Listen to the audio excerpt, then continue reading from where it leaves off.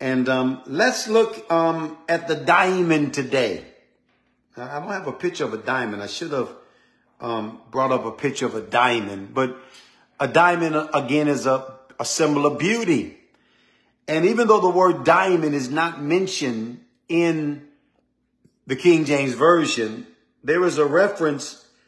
It's not even mentioned as one of the jewels in the New Jerusalem, even though it's probably the most popular gem of all time, the diamond, for its clarity and beauty.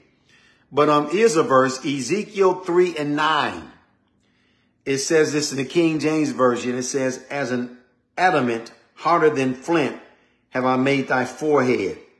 One translation says, I made your forehead like emery or like a diamond. So this is a hard stone. Diamonds are known for their hardness. I believe that the hardest material of all the mineral world is the diamond. And diamonds were not only used for beauty, they're used industrially to cut things. Diamonds can cut through other rocks and cut other gems because of its amazing hardness. It's a symbol of beauty. The diamond, shining like a diamond, is a symbol of radiance, glory, beauty, brightness, brilliance, clarity. The most valuable diamonds, of course, are those with no flaws. They represent perfection. I want to talk about how diamonds are formed. Many of you know that a diamond is really carbon that is formed under the earth through intense pressure and heat over a long period of time. So diamonds, this beautiful gem that we polish, cut, put in stones, put in jewelry, genuine diamonds are formed under pressure and heat. Now think of that. Beauty can come from pressure and heat. Many times you feel pressure in your life. Pressure and heat refer to trials, tribulation. There's so many believers that have come forth from ashes, from the furnace, from intense heat. And the beauty you see in their life has been formed because of some of the things they went through.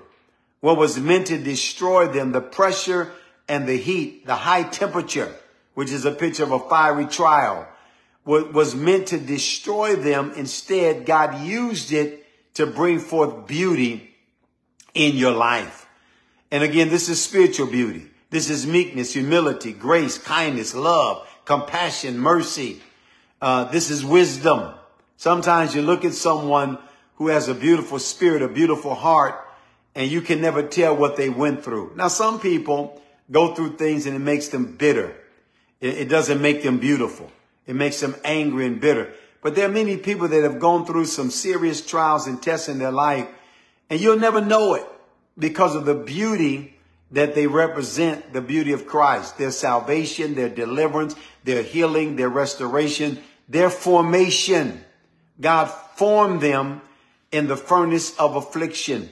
God formed them in the heat of trials and tests.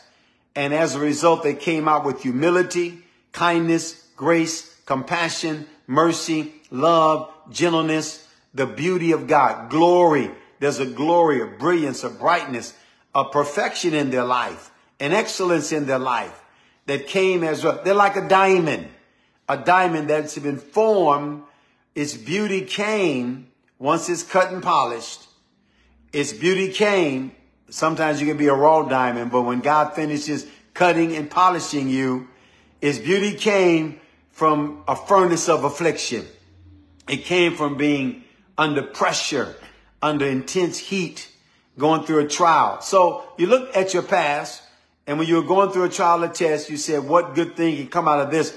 This was intended to destroy me, but now the beauty of God, the favor of God, the love of God, the brilliance of God, the glory of God has come upon your life.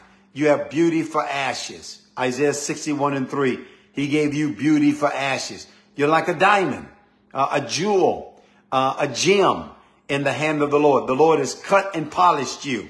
You may have been a raw one when you came forward, but God has cut you, fashioned you, polished you, made you what you are today by his grace. This is not by might, it's not by power, but it's by the Spirit of the Lord. This is done through the Holy Spirit. This is not the work of a man. This is the work of God. This is the work of the Spirit of God. This is the work of the hand of God. God is the one that created diamonds. God is the one that formed these brilliant, beautiful gems, or they're formed as a result of pressure and fire under the earth, deep in the earth.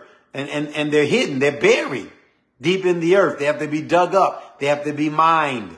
So sometimes you're hidden. Sometimes you're under. No one can see your life and what God is doing in your life. You're like a hidden gem. But when you come forth, God brings you forth as a beautiful diamond. I pray for the beauty of God to be upon your life, the favor of God, the blessing of God, the glory of God, the excellence of God, the perfection of God, the brilliance of God, the brightness of God, the prosperity of God.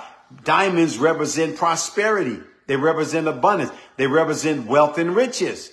So it's all connected. Favor, beauty, prosperity, abundance, wealth, riches. They're all connected. Receive that today.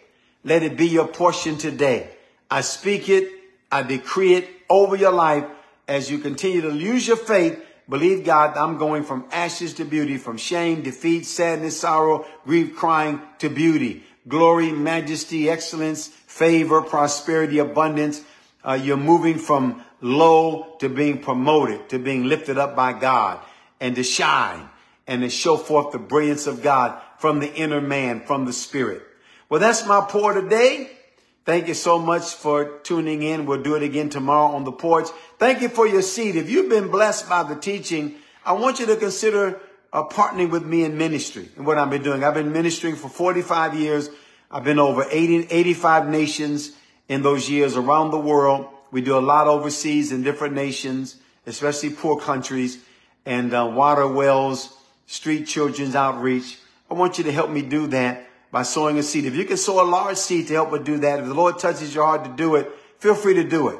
And go to those giving addresses, Cash App at AJE Global and PayPal at Apostle JE, the number 1. And sow your seed today. I've already decreed blessing, favor, grace, Philippians 4:19. My God shall supply all of your need according to his riches and glory by Christ Jesus. I pray that you will be satisfied in famine, Psalms 35, that you will not lack any good thing.